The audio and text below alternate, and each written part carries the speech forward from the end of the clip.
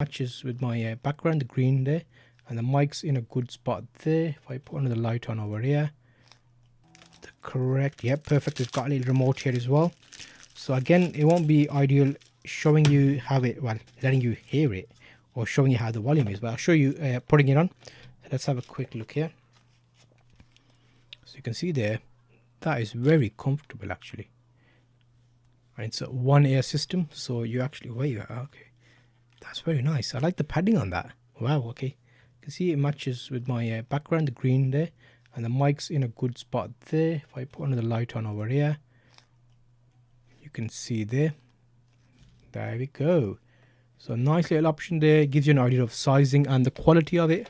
And it's a great option for one ear use, and you've got a little adjuster there to make it for a slightly bigger head. You've got a bit of cushioning on the top here, you can see. And I like the little palm beach detail in there, if you can see that. Like a little bit of a palm detail. Just got a bit of movement there. The mic can be switched up. And okay, nice Xbox 360 mic, people.